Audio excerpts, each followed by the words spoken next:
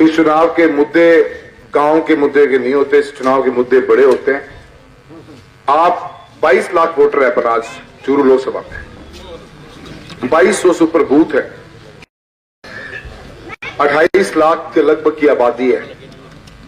एक आवाज दिल्ली जाएगी, उस आवाज का वो आवाज आपकी आवाज बन के जाएगी। एक सांसद का काम शायद आपके जीवन में रोजमर्रा पड़ता ही नहीं होगा, क्योंकि आपके जीवन में आने वाली बिजली, सड़क, चिकित्सा, शिक्षा, रोड, कुछ भी आप जो सोचोगे, नाले खाले, जो भी बात अपन करेंगे गांव के परिप्रेक्ष्य में, अलग अलग गांव, अलग अलग डिमांड हो जाती है। इन सब को डील करने का जो प्रशासनिक सिस्टम है वो कहीं ना कहीं राज्य सरकारों का ही होता है। हमारे पास भारत सरकार का कर्मचारी बैठता कहां पे होगा? Post office, bank, mobile tower, that's बताइए, यहां तक खत्म है। पर इसका इम्पैक्ट हर बिजली, सड़क, पानी, चिकित्सा, शिक्षा के ऊपर सरकार की बड़ी बड़ी योजनाओं का जरूर पड़ता है।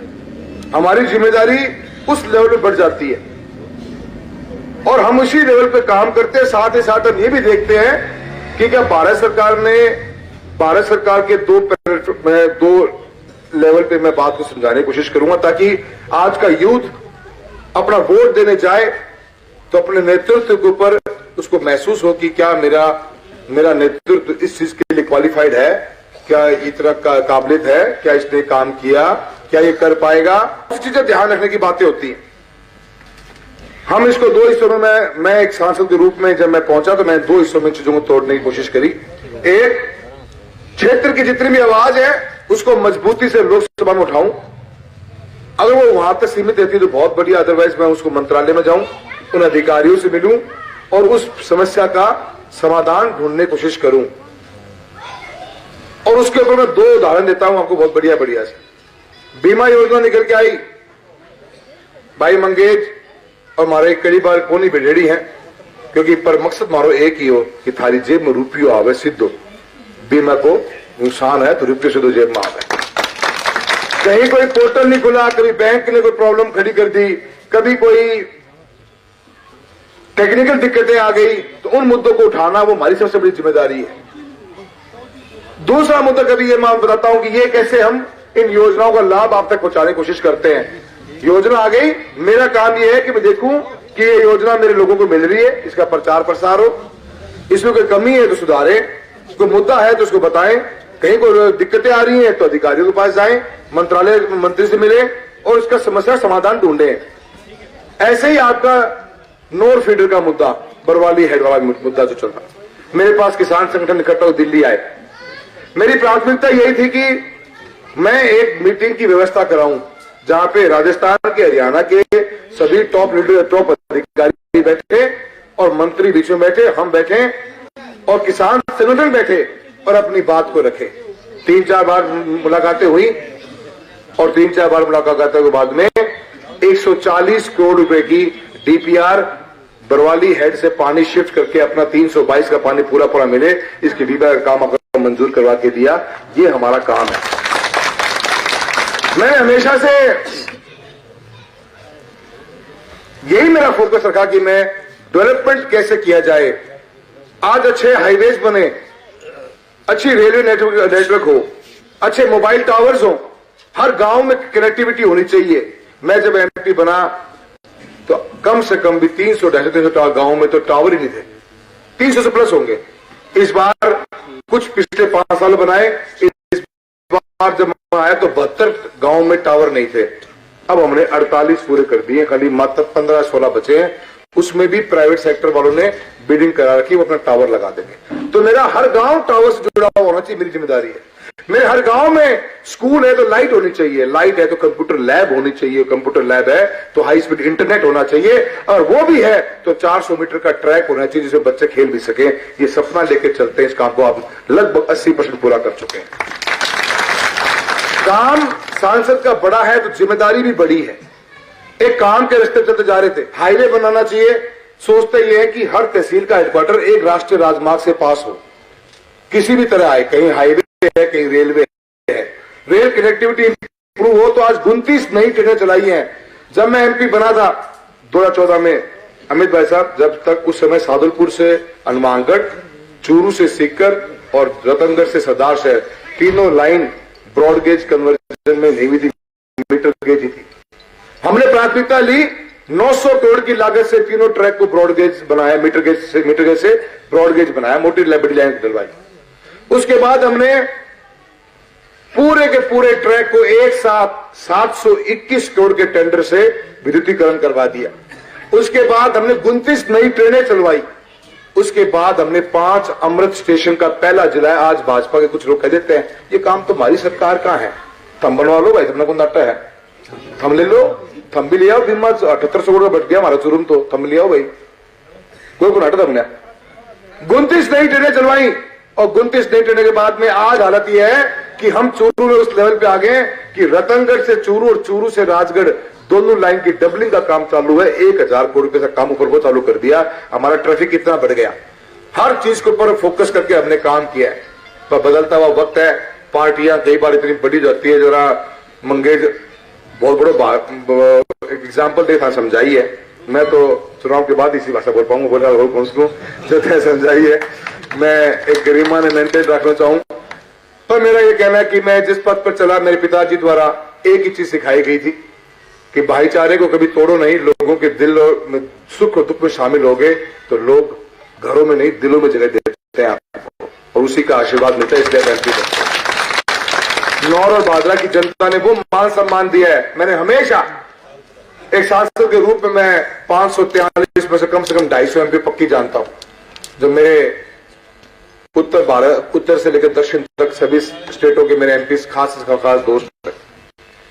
मैं सबको एक ही बात कहता हूं कि नौर भादरा वो क्लासिक उदाहरण है प्रजातंत्र का, कि अगर आप लोगों के सुख और दुख में शामिल होते हो, उनके बीच में रहते हो, तो आपको इतना मान सम्मान देते हैं जिसकी आप कल्पना भी नहीं कर सकते। और 1,30,000 की लीड आपकी, उसका जीता जागता सबूत है। आज हालात ये बना दिए लोगों ने कि आप जो लोग जनता के बीच में ज्यादा घूम रहे हैं, काम करवा रहे हैं, कोई इल्जाम नहीं है, कोयले की खदान से कम नहीं होती राजनीति। आज तक कागज का बूंद भी लगने नहीं दिया। कितने सरपंच बैठे, कितने अधिकारी बैठे होंगे, कोई एक ये भी कहते कि सांसद राहुल कसवाल ने एक पैसा लिया हमसे, उसी दिन राजनीति छोड़ने की तैयारी करके। आज से नहीं, 40 साल पहले जो दादा ने ले रहा तभी सबसे किया। ईमानदारी का जीवन है, काम करते राह जावा राह आवा। न तो कोई मंत्री पद बनने सपना देखा, न कभी संतरी बनने देखा। एमपी, हाँ एमपी को जिम्मेदारी अड़ू निभावा। एक एक चीज की, एक एक मेरे काम किराए हुए की मेरी खुद की कहानियां हैं, और उसकी मेहनत लगी है। पर टाइम नहीं है कि बता सकता हूं, जब भी पूछोगे तो 20,000 करोड़ रुपया काम इस साल में कराया। सारी बात ठीक चल रही है, पर हमारे चूरू में एक बाबू काको है, उनका खास हो जाए। काको कह कि मैं तो चुनाव में 1.5 दिन दूं, खुद को जिंदगी में बनाया डो को नहीं आज तक।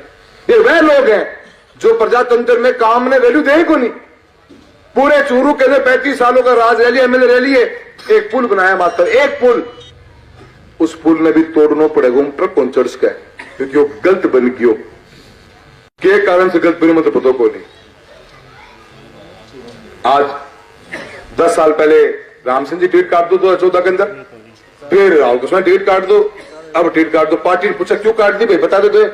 और काको तो आज हो रहे, काको तो माखों का इलाज को नहीं, काको तो बहुत भर को अंडा के इलाज है।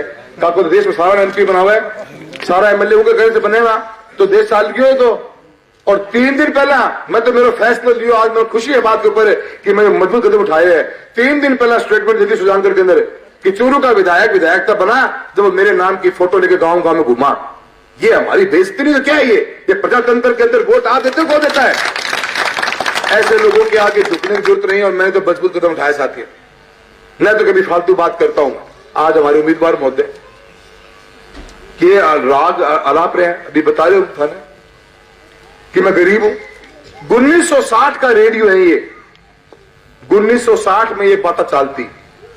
बिठे क्या करो चाहो, गरीब हो तो गांव में गरीब ने ढूंढना हूं, चुनाव लड़ावा। क्या बात थे वोट मांगने लग रहा हो कि मैं गरीब हूं, मैंने वोट दे दो। थारे कन 8 करोड़ रुपए थारे बैंक खाते में पड़े हैं, और तो गरीब भी रह गया।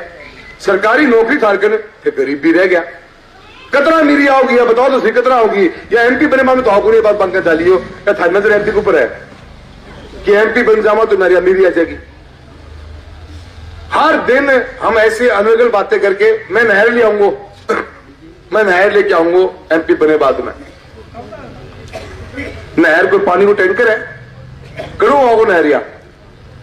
अपने नहर आने लग रही कितने साल हूं एम साबर पानी गोद ला रहे अपन हरियाणा अपने की डीता पानी पड़ने ला रही है। क्यों? क्योंकि चुनाव है और चुनाव में गोल गोल बात घुमाओ, जनता को इमोशन खींचो, वोटरा ले लो, गांव चल जाओ। अब एक यमुना लिंक को पानी आ रहे हमारे चूरू के अंदर, यमुना लिंक को पानी को एग्रीमेंट पढ़ना, हर योजना नहर की एक एग्रीमेंट पर चल रहा है कि मैं इतना पानी ए एरिया में देगा, इतना पानी ए एरिया में जाऊंगा। ये बात मुझे एग्रीमेंट क्या है कि चूरू जिले के अंदर 40,000 हेक्टेयर जमीन को सिंचाई का पानी दिया जाएगा, झुंझुनू जिले को 60,000 दिया जाएगा और सीकर जिले को पीने का पानी का प्रावधान यमुना लिंक का समझौता है। अब आज भाजपा कह रही है कि वो पानी मैं चूरू में ले आया, करे ले आया। चूरू में जमीन है 13.5 लाख हेक्टेयर और जमीन को एग्रीमेंट है 40,000 को, पर लोगों ने गोल घुमा रहे हैं। मैं 10 बार कहती 10 दिन में कि बताओ पानी कटाओगे, बताओ कौन सा मैं भाषण में एक बात कह कि मैं चूरू में पानी लेके आऊंगा, करे पतो को नहीं। तो मैं एक बात कहना चाहूं कि ये चुनाव बड़ो है, बड़े सोच के साथ में ये अनर्गल बातें खिलाड़ी हो आप थे को कि मैं तो प्रधानमंत्री महोदय ने बहुत बड़े तरीके जाना। आज प्रधानमंत्री महोदय ने भी बात कही है चूरू के अंदर कि मैं देवेंद्र को बहुत नजदीक से, बहुत लंबे समय से जानता हूं। आपने जानकारी की काम आई भाया कोई काम आई थारो मुद्दों तो नहर को कद अपने प्रत्याशी गए हो, आज तक एक मुद्दा आके आपकी जानकारी थी? किसानों के मुद्दे कभी आपने कौन से उठाए? कौन सा बीमा का मुद्दा उठाया आपने? कौन सा आपने नॉर फीडर का मुद्दा उठाया? कभी गए आप? कभी फोटो देखी आपने कि उनकी कभी?